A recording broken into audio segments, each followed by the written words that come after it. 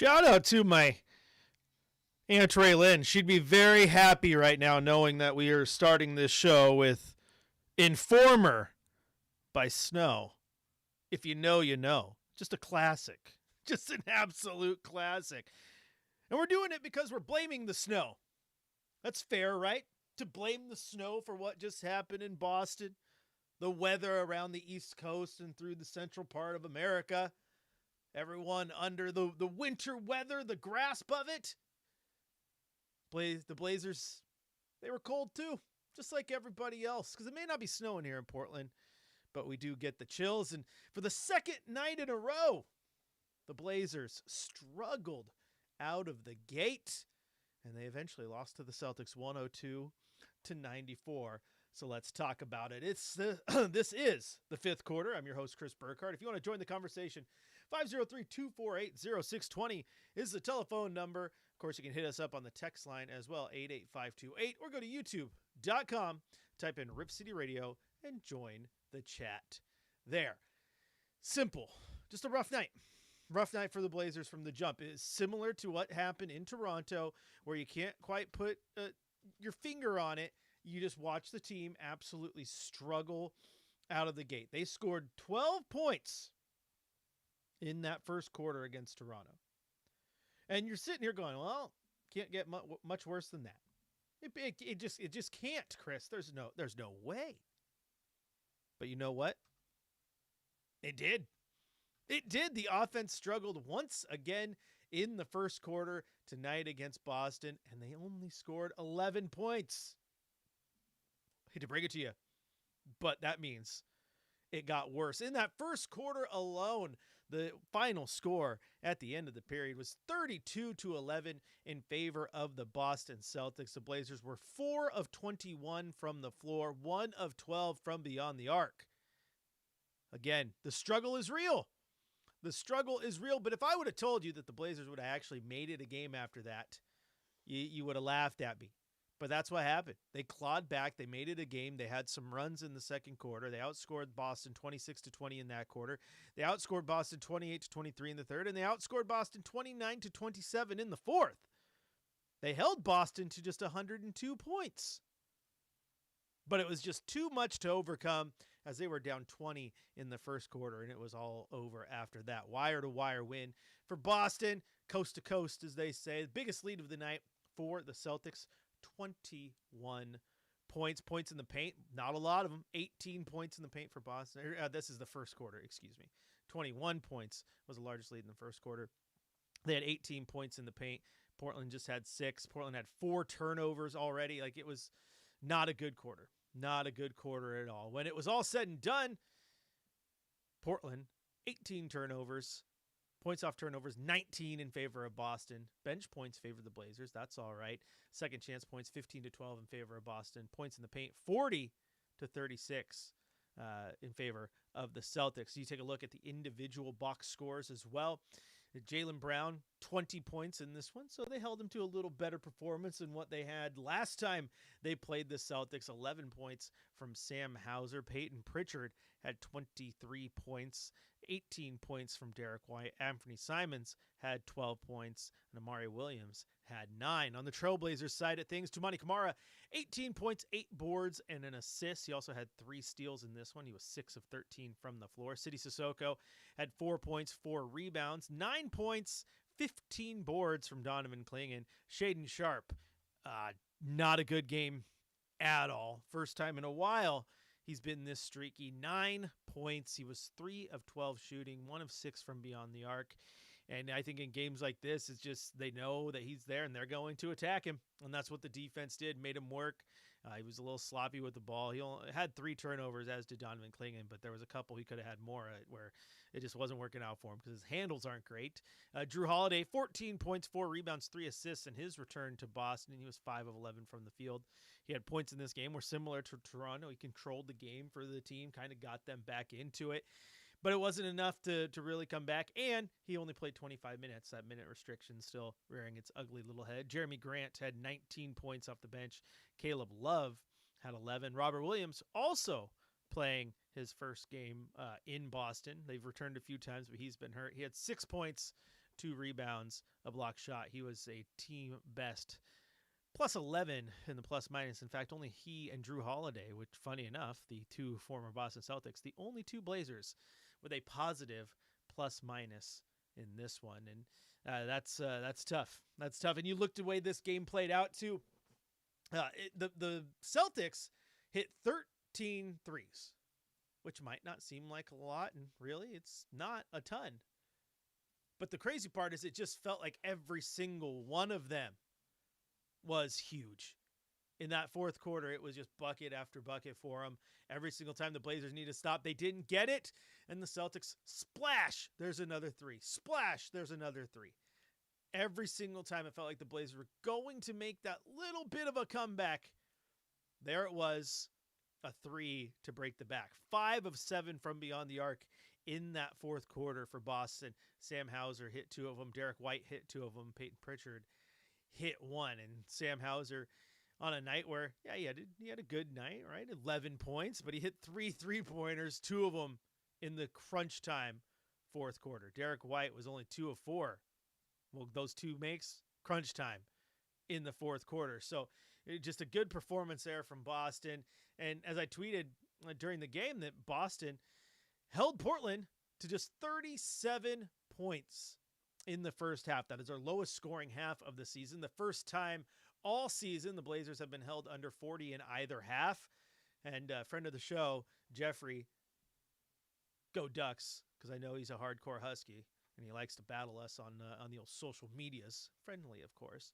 He said Boston is legit though, and I responded, yeah, and Portland has a victory over them already. So Portland knows that they can beat a team like that, but you're not going to do it when you only score 37 points and a half and you just absolutely struggle to get any semblance of your offense rolling.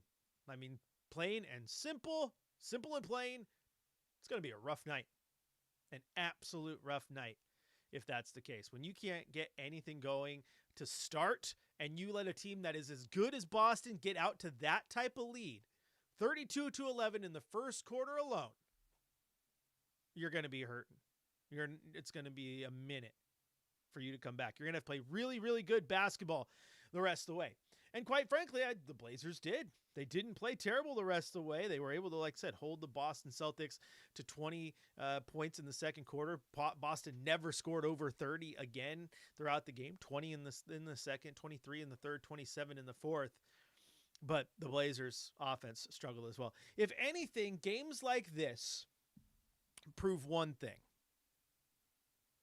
And that's that Denny Avdija definitely deserves to be in the MVP conversation.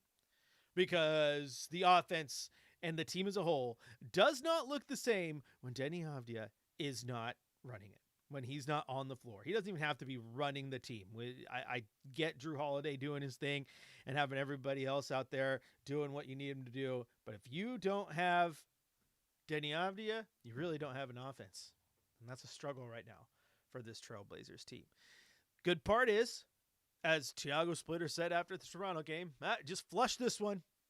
You just flush it. Move on to the next.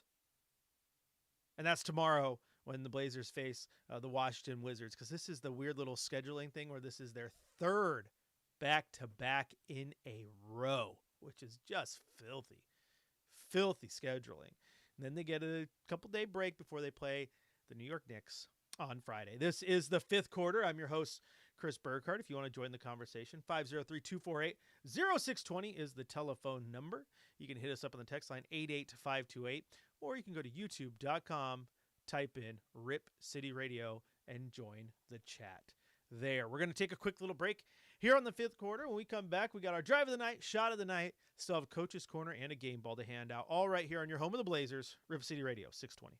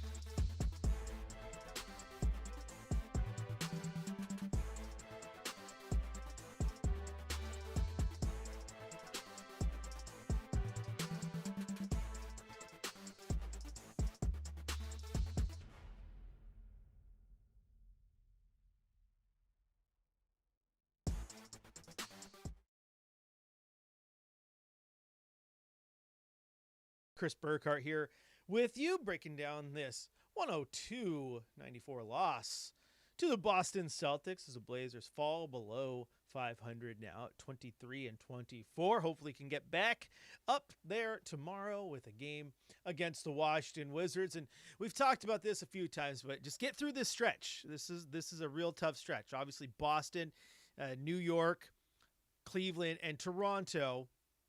Those four teams are four of the top teams in the Eastern Conference. So you got to get through that. Then you got Phoenix on the schedule, who's a little bit better than people thought they were going to be this year.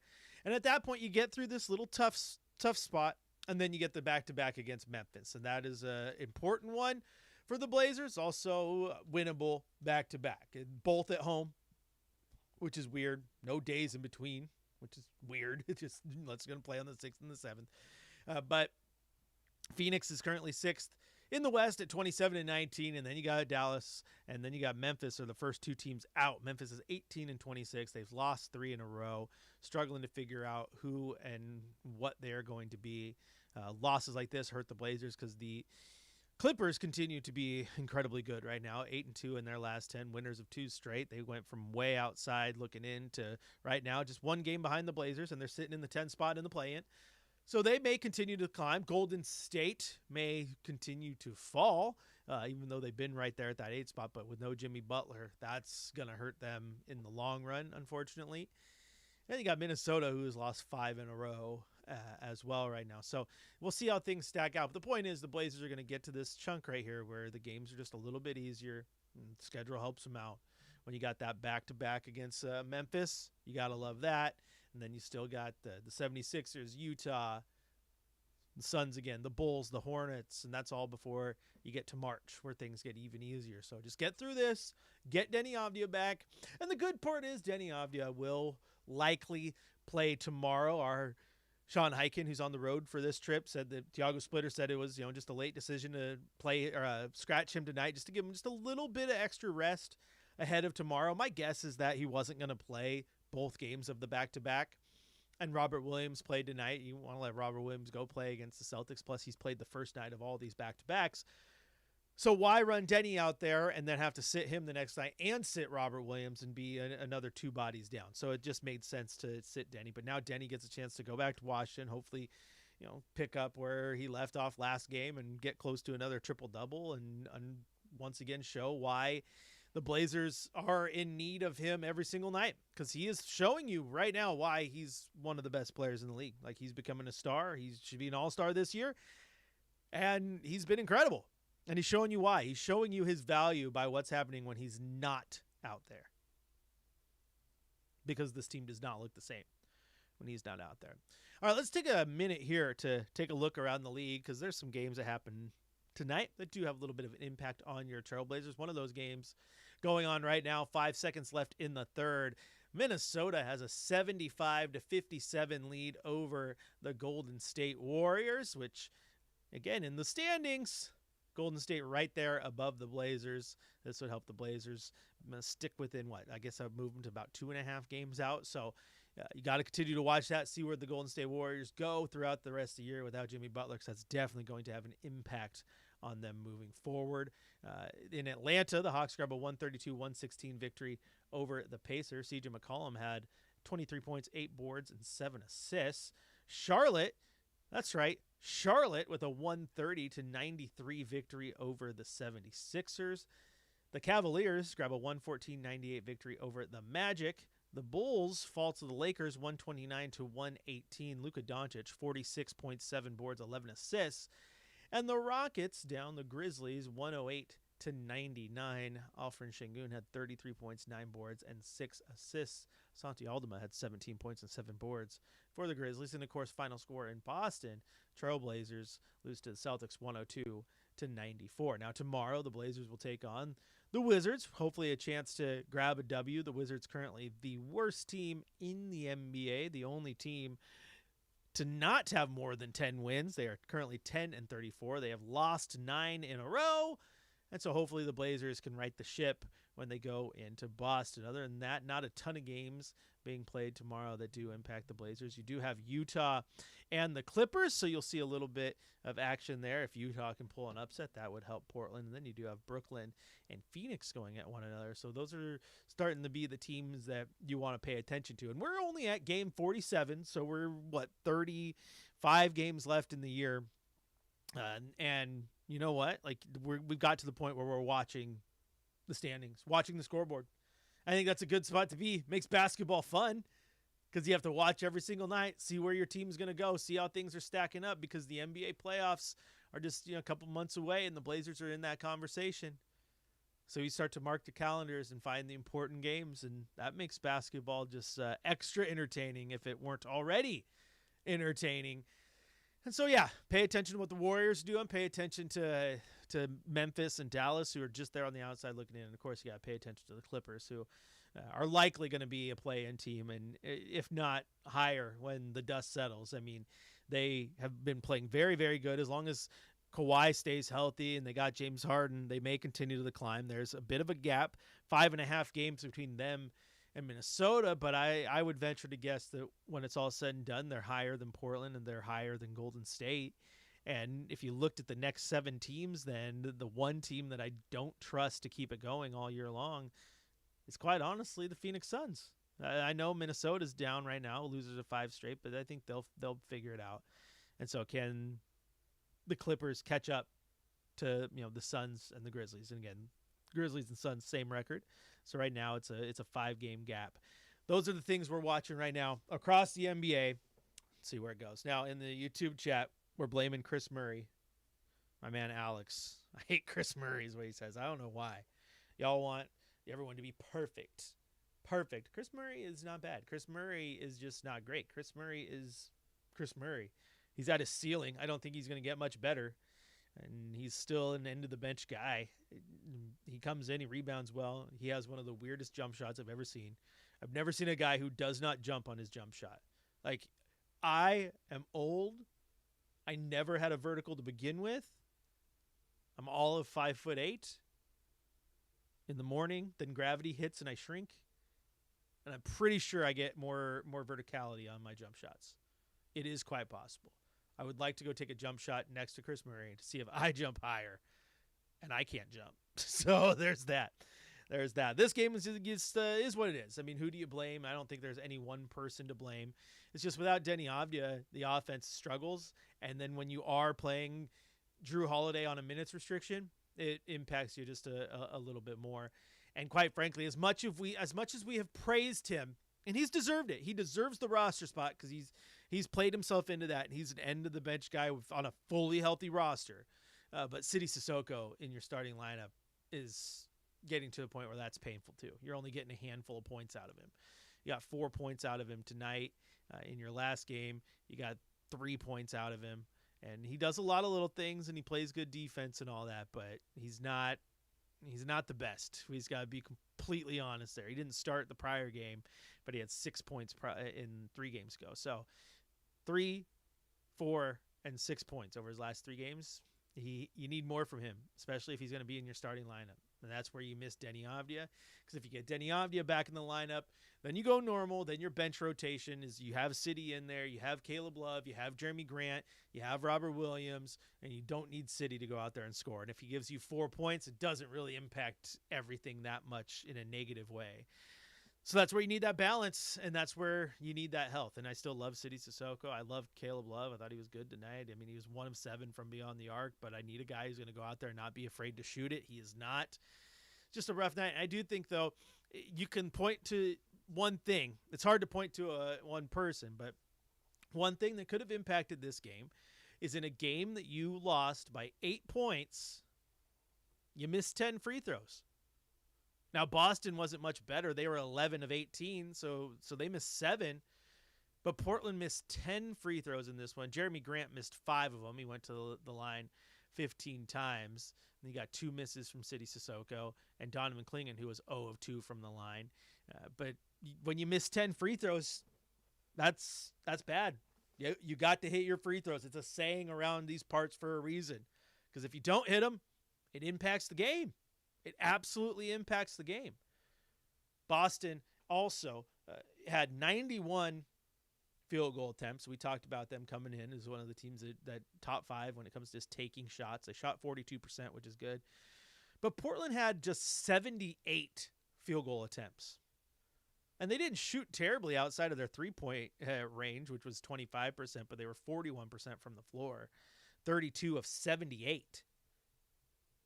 Again, in a situation where the other team takes 13 more shots than you, makes 7 more, doesn't miss 10 shots at the free throw line, those things start to add up.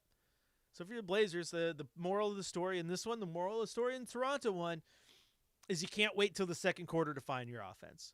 In both those games, you could argue that the defense did their job. Now, against Toronto and against Boston, it was all of a sudden just clutch shots down the stretch. In this one, Sam Hauser, Derek White hit big shots. But the fact that the Blazers held that team to 102 points and were in it when they needed to be is a good thing. This team didn't roll over. I'll give them that. We've seen that before. They did not roll over in this one, so I'll give them a high five and root them on. Those are things you like to see. But overall, it's just you got to wait. Or excuse me, you can't wait. You got to get in there and you got to get the offense going. You cannot wait until the second quarter to all of a sudden, okay, now we can score. In this game, it's all 4 quarters. You got to find the shot and you got to find it quick. This is the 5th quarter. If you want to join the conversation, 503-248-0620 is the telephone number. You can also go to youtube.com, type in Rip City Radio, join the chat, or hit us up on the text line, 88528, where one of our texters says, sad to see the 500 go away and, and see Denny out. Yeah, seeing Denny out is terrible. The Israeli goat, as they commented in here, and Denny is the goat, easily the greatest Israeli basketball player of all time, and it is really interesting watching how that man, like how Israel gravitates to him to watch him is pretty cool. It is pretty cool. Like, it's one of those things. I was having a conversation with someone the other day about how the American sports mind cannot grasp what it's like to play with an entire country watching your every move, because the greatest athletes in America have played their sport on their home soil. I mean, the LeBron James, the Michael Jordans, the Barry Sanders, and Walter Paytons, and Joe Montanas, and the list goes on. The Ken Griffey Jr.'s, the Babe Ruths, the Barry Bondses. Not half a world away. So then you get, Denny Avdia, who, again, has the entire Israeli people watching him. You have Young Hansen, who is a mid-first round pick who isn't getting playing time, who has the entire population of China tuning into his every move.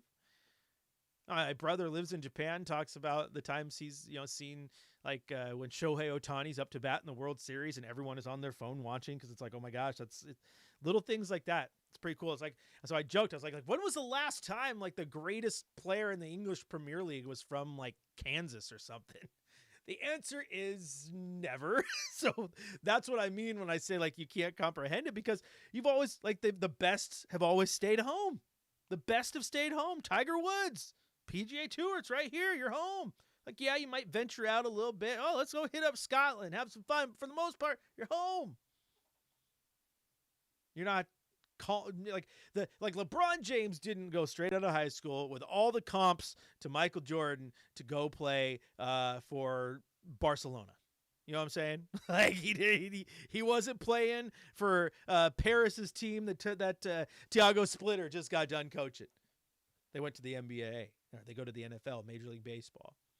And then there's soccer, but the American sports mind also doesn't tend to pay attention to a lot of soccer. Now, MLS has grown wonderfully over its short time as a professional sports league. And I know it's been around for a minute, but again, in the grand scheme of things, it's still a baby. It's like the WNBA. WNBA has been around now for a while, but it's a baby in the grand scheme. But that's just an interesting little tidbit there when you think about it. But back to the original comment, though. They said, but every game I'm loving Drew Holiday trade even more with his ability to knock down this 3 ball. He does that. And my favorite thing about Drew Holiday is just the way he controls the game. He can slow it down when he wants to. And I think he gets a runaway train. He gets them back in line, back to speed, and make sure they stay on the track. That's what I like about him the most. Friend of the show, Dirtmock Fritz, says, could be worse. Knock off the dust, get back on the horse. Absolutely. That's what you got to do. These type of games, it's easy to dogpile and be really upset because you lost. But keep in mind you did lose to the Boston Celtics, who are the number 2 team in the Eastern Conference, which a massive shout out to Jaylen Brown, the way he's been playing this year, and the job Coach Mazzulla is doing, because nobody predicted they would be the second best team in the Eastern Conference with Jason Tatum out. Yet here they are. They're playing wonderfully. They lost to Toronto Raptors 2 nights ago. Toronto currently 3rd best team in the Eastern Conference, and they have the Knicks at the end of this trip, the 4th best team in the Eastern Conference. So I talked about this 5-game stretch here. They're going to play the Cavs when they return home, who are the 5th best team in the East. They're getting the gauntlet of the Eastern Conference with Washington thrown in there just to give them a little bit of a breather. So hopefully, as Dirtmock Fritz says, you jump back on the horse, you wipe the dust off, which is fitting because I've seen, Denny's been wearing a little bit of the cowboy look lately, wearing them blue jeans, a little bit of cowboy boot style. Yeah, jump back on the horse. Just keep riding, man. Just keep riding. This thing will be fine. I like the fact that they're right there close to 500 ball. Yes, they were above 500 2 games ago, but they're right there. They're 23-24. Schedule's getting easier. And the biggest thing is I just saw 2 games against 2 very, very quality opponents that this team very well could have rolled over after 2 abysmal first quarters. And they didn't roll over and had themselves in position to at least make it a game. They took the lead late against Toronto. I think it was like 75-74 before Toronto grabbed that lead back and didn't really, relinquish it again. They tried to get into this game, got close late, but and those big 3-pointers from the veteran team. I will definitely take the game where they don't roll over because I like that. Now, again, that first quarter was terrible. But watching a team not give up and fight all the way to the end, that's the type of stuff that doesn't go away when the team does get healthy and the schedule gets easier and you start building that chemistry back with everyone. That's the type of stuff that doesn't change, is how you play and how you approach the game. So I do like that. Now, I just need this team to not wait till the second quarter to really fire it up. This is the 5th quarter. I'm your host, Chris Burkhardt. You can follow me on social at Chris J. Burkhardt. And if you want to join the conversation, who is he talking to? Who's Dirtmock Fritz? What is he talking about? The text line. Well, go to youtube.com, type in Rip City Radio, join the chat right there. It's live. You type, I'll read it. We'll talk about it on the air. You can also hit us up on the text line. Send us a text message. 88528 is the number. Or give us a phone call. 503-248-0620 is the telephone number. We're going to take a quick break here. Going to come back with Coach's Corner. At least we're going to play the intro, and then I'll tell you what Coach said because we don't have audio from wherever they were today. Boston, I'm joking. We don't have audio for that right now, but we'll see what we can do. We still got to hand out a game ball. Who deserves it? Because even in a loss, you can look at things and find some silver linings. I do think there was silver linings in this, like we just talked about. We're going to do all that here after the break, but before we go, it's time for your shot of the night.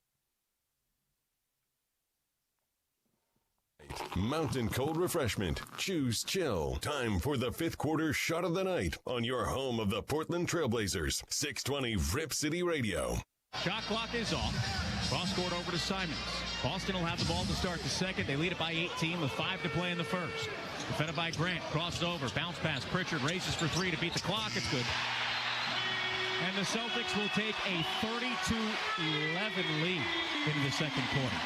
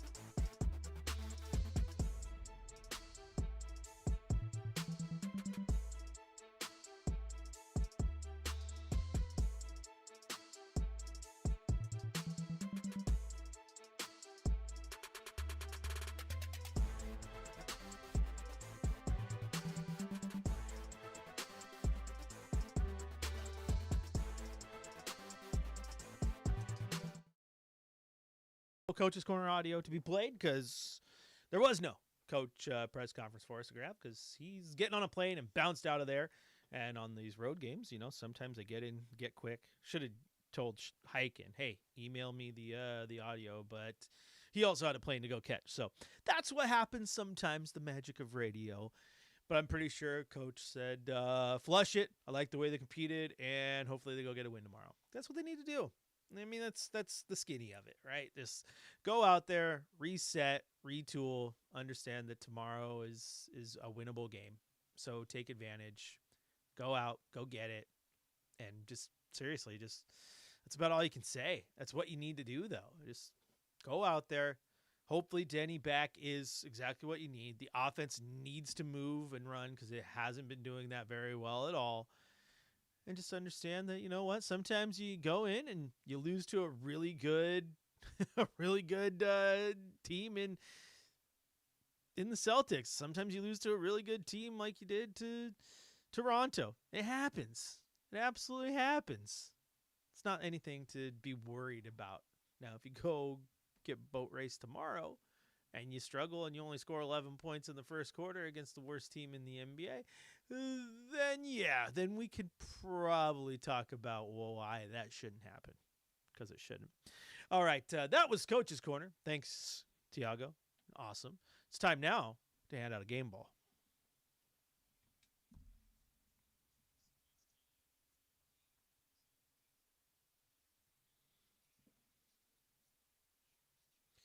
All right, time now to hand out a game ball after this one. And I do think I want to give the game ball to Drew Holiday. I love the fact that him and Robert Williams were the only two players in a positive plus-minus in this one when they were the two former Boston Celtics. Is just kind of funny. But 14 points from Drew Holiday, and it's just the play in only 25 minutes. I wish he could have played it more. I wish he could have played 35 in this one. Because one thing he's doing really, really well right now is he's controlling the game his way. He'll set the pace, and he's really, really good. I used the analogy earlier, but he's really, really good at finding a way to stop the runaway train and slowing it down and making sure that it stays on the tracks. And that's what this team needs. They need the train to stay on the tracks through these games. They're still learning how to deal with these situations. I mean, keep in mind their starting lineup, Tamani Kamara is still a young guy. Donovan Klingen's still a young guy. Shaden Sharp's still a young guy. So you got to have that vet in there who can really calm things down when things get chaotic.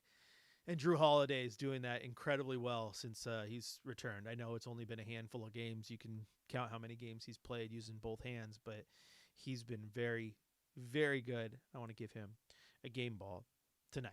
All right, I think that's going to do it for the fifth quarter. Final score from Boston, the Celtics 102, the Trailblazers 94. We will be back in action tomorrow. We'll see you tomorrow. The Wizards play host to the Portland Trailblazers. Tip-off at 4 o'clock from Capital One Arena, meaning I will have Blazers game day for you starting at 2 p.m. After that, Blazers get a nice little break before heading to the Big Apple to take on the Knicks on Friday. But 2 p.m. tomorrow, game day. Let's do it again, my friends. Final score tonight. Blazers lose to the Celtics 102-94. Thanks, everyone, for tuning in. It's okay. One little loss ain't going to hurt. You'll bounce back. They'll be fine. I have faith. I know you do too. Hopefully tomorrow we get to have a conversation about a Trailblazers victory. I say it every day, but I really do hope we're talking about a Trailblazers victory. It's so much more fun. I wave to you, my friend, too, Dirtmock Prince. There's my wave on the camera. Thanks for tuning in. You guys are awesome. Thanks for the comments, the conversation. Hopefully it's a win tomorrow. 2 o'clock, be there. Until then, Rip City, I'll talk to you on the next one.